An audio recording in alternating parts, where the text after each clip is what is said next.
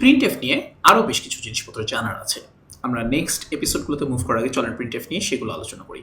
প্রিন্টএফে variable swapping নামে একটা interesting জিনিস আছে। যেমন ধরেন আমাদের এফ নেম ইকুয়াল টু আমরা বললাম যে আইজাক, এল নেম হচ্ছে নিউটন। এখন আমরা প্রিন্টএফ দিচ্ছি যে হিজ নেম ইজ %s, অর্থাৎ ফুল নেম এবং ফার্স্ট নেম এবং লাস্ট নেম আমরা দেখাতে চাই। এফ নেম, এল নেম। এবার যদি আমরা প্রিন্ট করি কি দেখবো?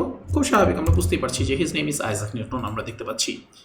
এখন মনে করেন আমরা পাস করেছি হচ্ছে এল নেমটা আগে পাস করেছি আর এফ নেমটা পরে পাস করেছি এইভাবে, কিন্তু আমরা এটাকে ঠিক করতে চাই। অথবা মনে করেন এফ নেম এল নেম যেভাবেই থাক না কেন আমরা ফার্স্ট নেমটাকে আগে দেখাতে চাই, এফ নেমটাকে লাস্ট নেমটাকে আগে দেখাতে চাই, ফার্স্ট নেমটাকে পরে দেখাতে চাই। ওকে, সো এই যে এখানে যে অর্ডারে আমি পাস করি না কেন আমি এখানে ঠিক করে দেবো কোনটা আসবে। সো এটা যদি আপনি করতে চান এই করার সিস্টেম আছে, এটাকে বলা হয় ভ্যারিয়েবল সোয়াপিং। এটা আপনি করতে পারবেন হচ্ছে %2 এরপরে $s এটা দিয়ে %2 $s, এবং এবার হচ্ছে %2 মানে হচ্ছে %2 মানে হচ্ছে এটা প্লেস হোল্ডারগুলো কোনটা, %2 মানে সেকেন্ডটা, %1 মানে ফার্স্টটা।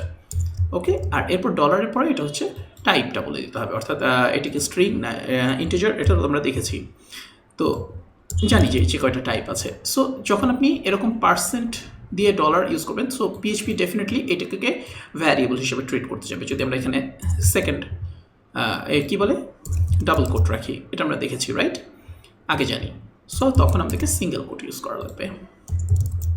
এবার যদি আমরা রান করি দেখেন, যদি আমাদের ফার্স্ট নেমটা আগে আছে এটা পরে চলে আসবে, his name is Newton Isaac. Okay, খুব ইন্টারেস্টিং, অর্থাৎ সেকেন্ড ভ্যারিয়েবলটা আগে প্রিন্ট করলাম, এটা পরে প্রিন্ট করলাম। সো আমরা যদি আরেকটা থাকতো এখানে ধরেন হোয়াটএভার, যদি মিডল নেমও থাকতো, হ্যাঁ, তাহলে আমরা ইচ্ছে করলে মিডল নেমটা পরে প্রিন্ট করতে পারতাম। ওকে, যে first name, middle name, last name. So আমরা ইচ্ছে করলে মনে করেন মিডল নেমটা এখানে প্রিন্ট করলাম $3 এটা তখন হচ্ছে %3 হয়ে যাবে, অর্থাৎ লাস্ট নেমটা আগে আসবে তারপর ফার্স্ট নেম, এটা হচ্ছে মিডল নেম। ধরেন আমরা মিডল নেম বলে দিলাম এখানে মিডল নেম নাথিং। এবার যদি আমরা রান করি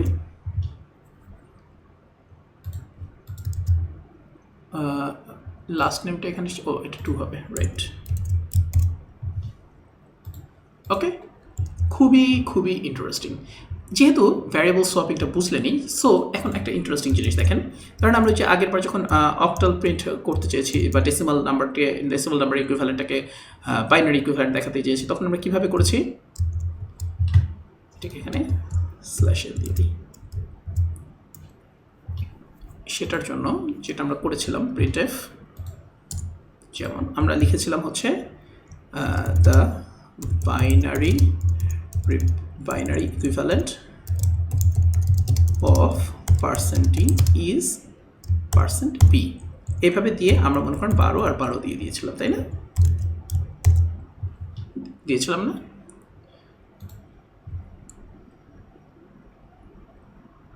ও এভাবে ইউজ করলে রাইট। সো এটার পরে আর একটা তখন ইকো ইউজ করবো, কারণ সিঙ্গেল কোটের মধ্যে স্ল্যাশ এটা ধরবে না। হ্যাঁ, so binary equivalent of 12 is 1100, কিন্তু এখানে আমাকে 2 বার 12টা পাস করা লাগছে, এটা একটা ভেজাল। একই জিনিস আমরা 2 বার পাস করছি। সো আমরা এখন যখন জানি যে আমরা প্লেস হোল্ডার ইউজ করতে পারি, এই যে মানে ভ্যারিয়েবলের কী বলে ভ্যারিয়েবলের এই যে এখানে আর্গুমেন্টের নাম্বারটা ইউজ করতে পারি। আর্গুমেন্ট, এগুলো হচ্ছে আর্গুমেন্ট। তো আর্গুমেন্টের নাম্বারটা ইউজ করতে পারি। সো আমরা ইচ্ছা করলে একটা আর্গুমেন্ট দিয়ে কাজটা সারতে পারি। কেমন করে? $1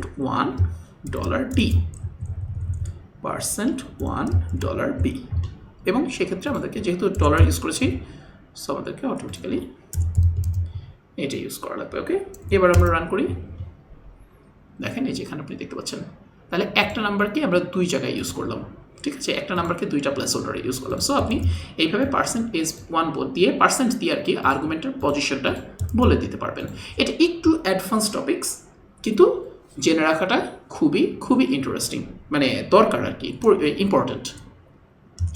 আরেকটা ইম্পর্ট্যান্ট জিনিস দেখাই, সেটা হচ্ছে ধরেন প্রিন্টএফ আপনাকে বলা হলো যে মনে করেন একটা সংখ্যা দেওয়া হয়েছে আপনাকে 45.675 বা 1 2 6,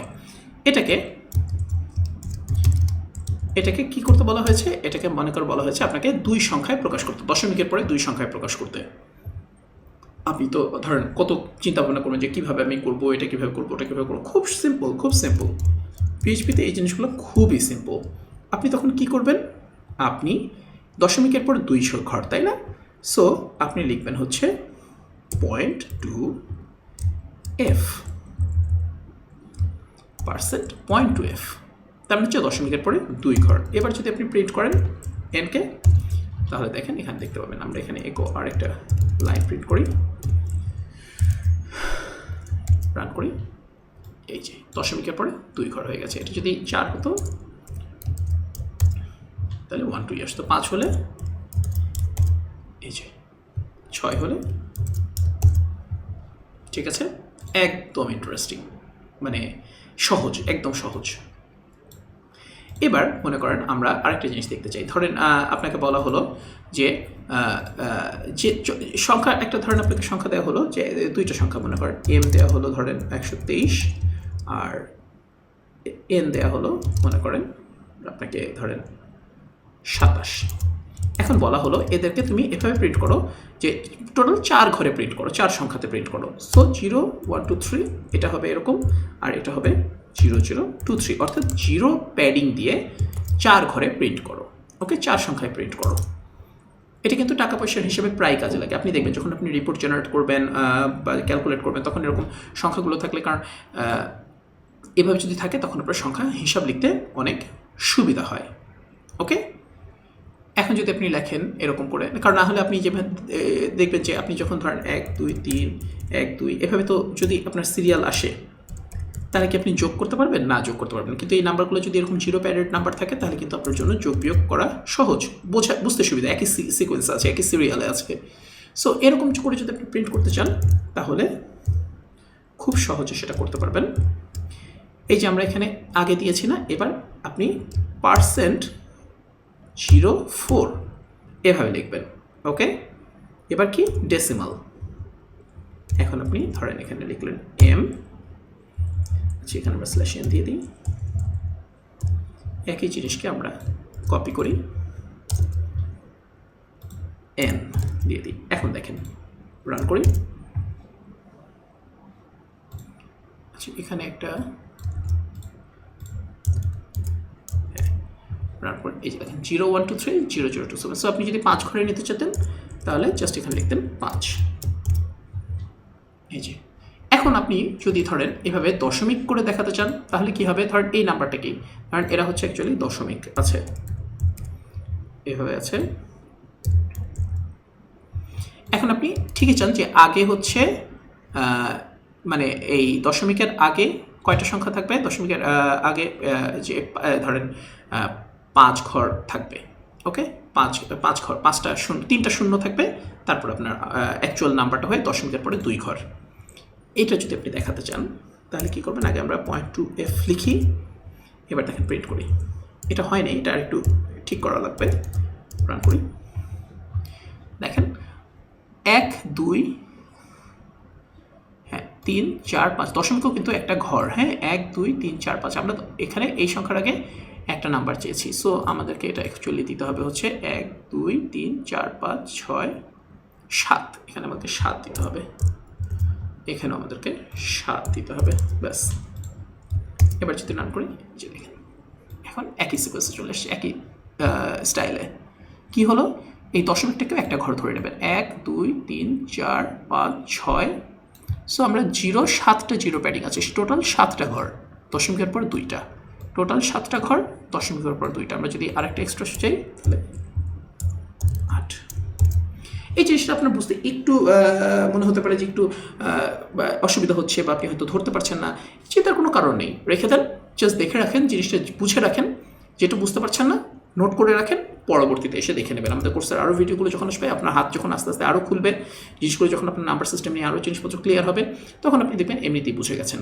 ওকে, সো নোট করে রাখেন। Alright, okay guys.